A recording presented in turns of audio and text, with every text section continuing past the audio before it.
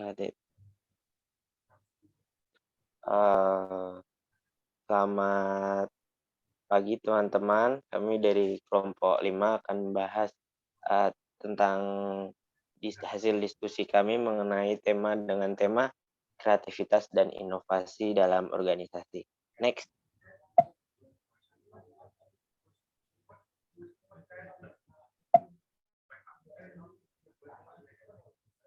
Lanjut.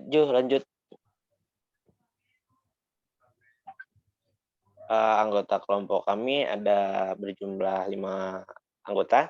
Yang pertama ada Mbak Nilo Angela Maharani, kemudian saya sendiri, Arif Bawanto, kemudian ada Mas Michael Jordan, Mas Rizal Zen Anbia, dan nanti ada Mbak Nimade Jenny Wihartini. Next. Yang pertama ada pengertian kreativitas dalam organisasi ya. Jadi alasan mengapa sebuah organisasi itu membutuhkan suatu kreativitas itu yang pertama adalah adanya pengembangan dan perubahan organisasi. Karena suatu organisasi yang tidak mampu berubah dapat dipastikan organisasi itu akan mati. Di lain sisi organisasi yang terlalu cepat berubah juga akan perubahannya itu tidak akan menjadi efektif. Kemudian kreativitas organisasi itu ada 3 aspek, yaitu dari sinergi antar lingkungan, environment, kemudian kreativitas anggota organisasinya, kreativitinya, kemudian organisasinya. Nah, ketiga elemen itu akan berpengaruh dengan organisasi dan tujuan organisasi. Next, lanjut Ju. Mas Jordan. Selanjutnya ada pengertian dari lingkungan. Lingkungan merupakan suatu lingkungan yang selalu berubah dan menuntut adanya kreativitas anggota organisasi dan sikap adaptif organisasi. Dalam artian, lingkungan akan menuntut sikap cerdas organisasi untuk mengembangkan potensi dan daya kreatifnya guna mensikapi dan memenangkan persaingan. Kemudian ada sebuah organisasi, pengertian dari organisasi. Organisasi adalah kondisi atau struktur, sistem perilaku, dan budaya yang hidup di dalam organisasi sehingga mampu menumbuhkan dan mengembangkan jiwa kewirausahaan. Kemudian ada kreativitas. Pengertian dari kreativitas merupakan komponen penentu dari keberhasilan organisasi membangun kreativitasnya.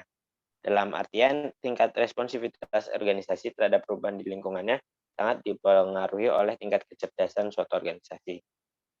Kemudian ada keberhasilan mengembangkan kecerdasan dan kreativitas organisasi itu dapat dipengaruhi oleh beberapa faktor. Yang pertama yaitu rekrutmen yang lebih mengedepankan kompetensi dan kreativitas SDM.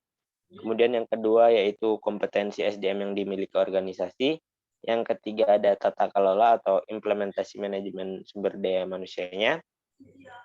Yang keempat, ada keseimbangan antara potensi sumber daya manusia dengan kebutuhan ODS atau Organization Development Entrepreneurial Spirit Planning. Selanjutnya, ada pengertian dari inovasi ya. Inovasi itu dalam organisasi itu didefinisikan sebagai cara-cara baru dalam pengaturan kerja yang dilakukan dalam sebuah organisasi untuk mendorong dan mempromosikan keunggulan kompetitif. Next, lanjut aja Jo. Nah, kemudian ada peran kreativitas dan inovasi ya dalam pengembangan dan perubahan organisasi. Jadi peran kreativitas dan inovasi dalam sebuah organisasi itu kebutuhan yang sangat vital atau penting karena kreativitas itu menjadi tulang punggung bagi keselangsungan hidup suatu organisasi. Nah, kreativitas dan inovasi itu dibutuhkan untuk perubahan lingkungan yang terus meningkat dengan cepat baik dalam bidang teknologi, standar produk, dan juga dalam persaingan. Kemudian ini ada 2 pengertian tentang pengembangan organisasi. Yang pertama dari Porras and Robertson dalam Jacks and Britt 2008. Organization development atau pengembangan organisasi merupakan seperangkat perilaku berbasis ilmu pengetahuan, nilai, strategi, dan teknologi agar bertujuan untuk meningkatkan perkembangan individu dan meningkatkan kinerja organisasi melalui perubahan terencana pada perilaku kerja anggota organisasi. Kemudian yang kedua ada pengertian OD atau Organization Development dari Cummings and Worley. OD merupakan suatu teori dan praktek yang membuat perubahan terencana pada suatu organisasi. Nah, hal perubahan itu yang mendorong suatu organisasi untuk bersaing dengan kompetitornya. Next selanjutnya, eee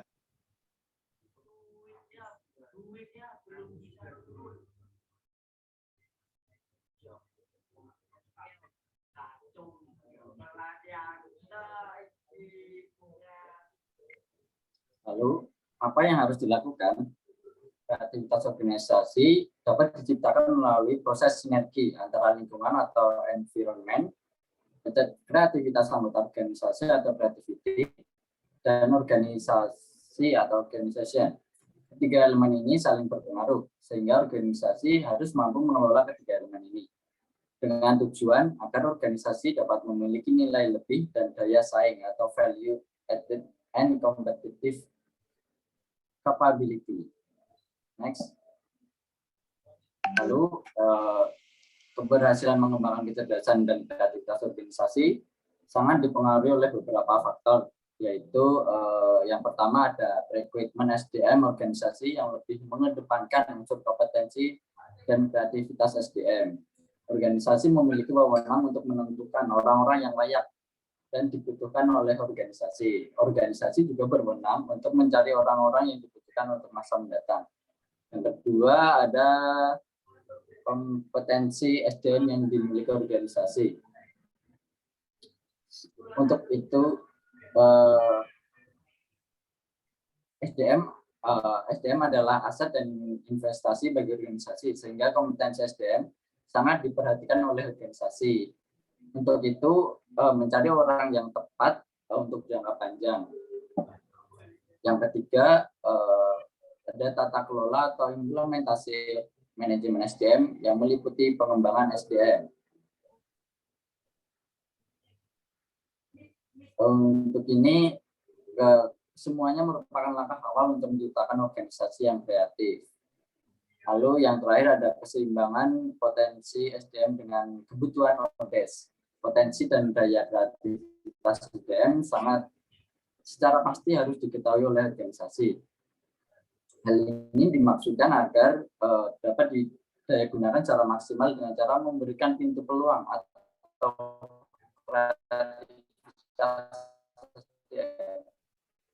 tantangan yang sering muncul adalah organisasi kurang memiliki ketersediaan atau organisasi tidak memiliki kreativitas SDM. Akibatnya jelas, yaitu SDM tidak berhasil menjawab peluang dan ancaman dari lingkungannya. Seperti itu. Next. Masalah penghambat kreativitas dan inovasi dalam organisasi. Proses kreativitas organisasi dimulai dari sebuah ide dan kemudian secara otomatis ditransformasi menjadi sebuah kegiatan inovatif. Bila terdapat ide-ide yang cukup ekstrim dan tidak tertampung, akan berakibat menjadi semacam keluhan dari orang-orang yang memiliki ide tadi, maka masalah pokok organisasi media penumpangan dan penyaluran ide. Selain itu, terdapat beberapa faktor dalam penghambat. Antara lain, yang pertama ada individu takut gagal. Pertama, struktur balas reward struktur.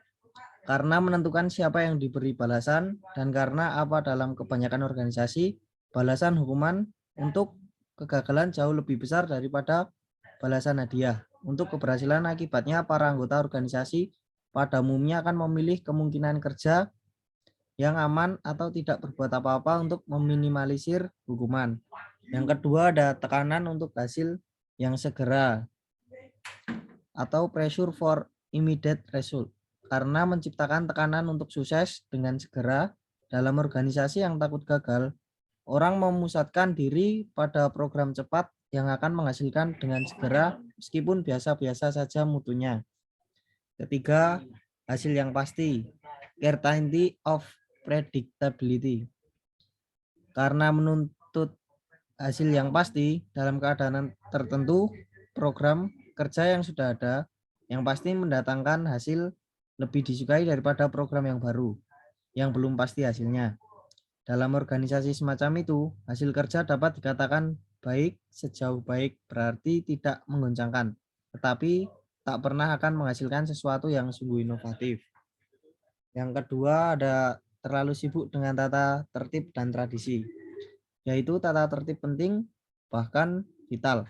Tetapi kalau segala-galanya terjadi seperti direncanakan, teratur, tertib, lancar, tidak akan terjadi inovasi. Tata tertib perlu, irama hidup penting, aturan berguna, tetapi semua itu adalah sarana bukan tujuan. Kalau kreativitas, inovasi yang dicari, semacam kekacauan akan menjadi bagian hidup karena yang baru selalu mengejutkan dan dihasilkan lewat jalan yang tidak biasa. Yang ketiga, gagal melihat kekuatan yang ada. Kegagalan untuk melihat kekuatan sendiri dan orang-orang di sekitar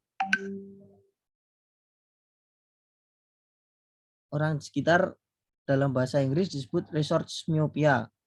Olehnya, orang tidak lagi dapat menghargai sumber daya yang ada pada orang, barang, lingkungannya sendiri. Dia tidak percaya pada kemampuan manusia dan irama, serta gaya kerja yang berbeda dengan miliknya. Yang keempat, terlalu pasti. Terlalu pasti atau over certainty merupakan penyakit khas kaum spesialis karena kaum spesialis tahu atau merasa tahu bidangnya dengan baik.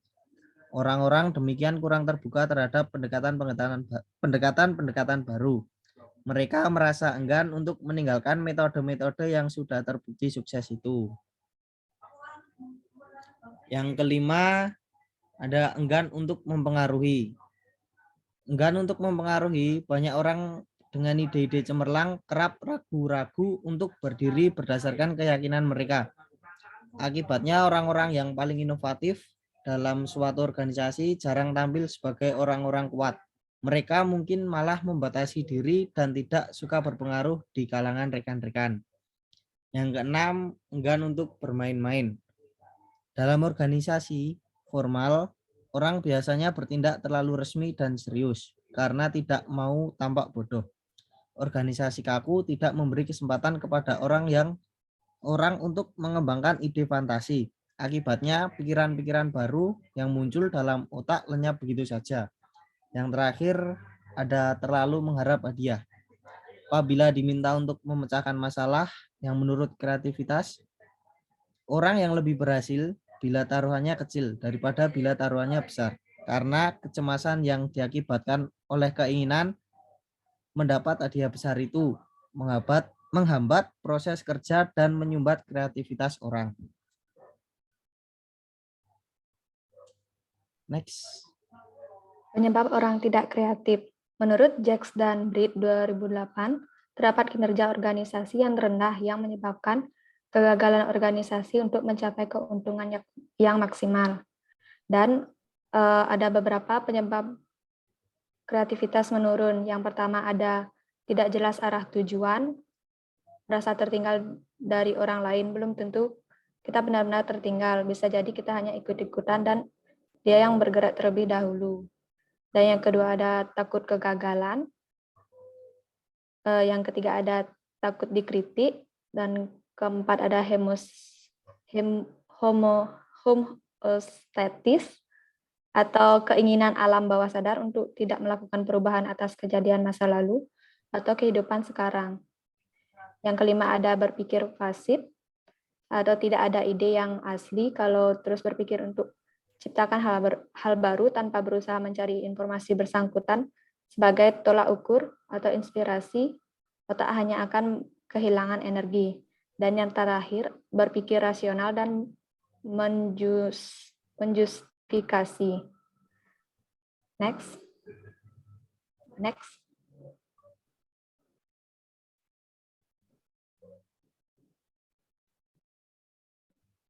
Next, Mas.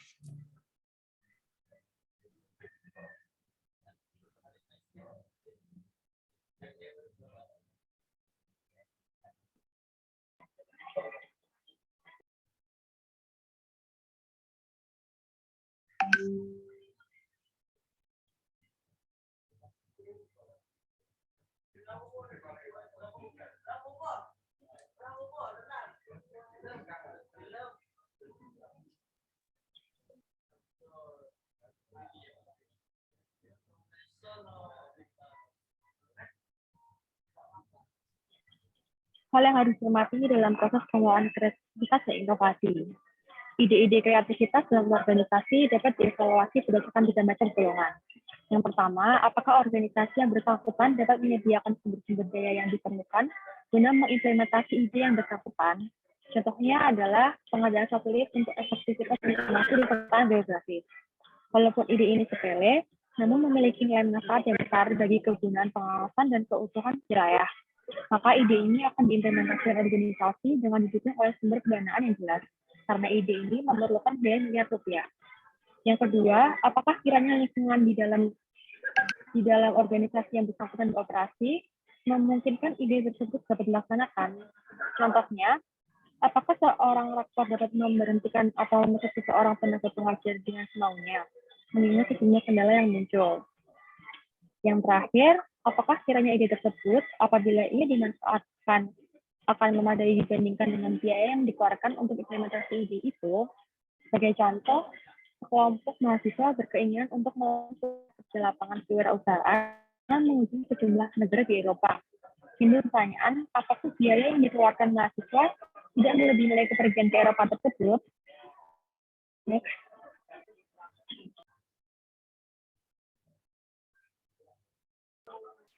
Dalam mempelajari proses inovasi, para ahli mencoba mengidentifikasi kegiatan apa saja yang dilakukan individu selama proses itu berlangsung, serta perubahan apa saja terjadi dalam inovasi, maka hasilnya diketemukan tahapan proses inovasi. Untuk memperluas wawasan tentang tahapan proses inovasi, berikut akan kami tunjukkan berbagai model pentahapan dalam proses inovasi yang berorientasi pada organisasi.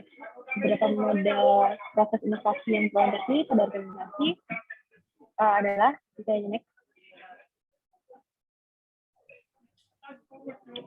Beberapa model proses inovasi yang berorientasi pada organisasi. Yang pertama, menurut Miller, pada proses 1, ada konseptualisasi, tentatif adopsi, penerimaan sumber, implementasi, dan institualisasi.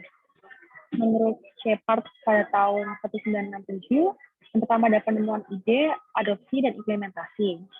Menurut Hage dan Aiken pada tahun 1970, ada evaluasi, inisiasi, implementasi, dan optimisasi.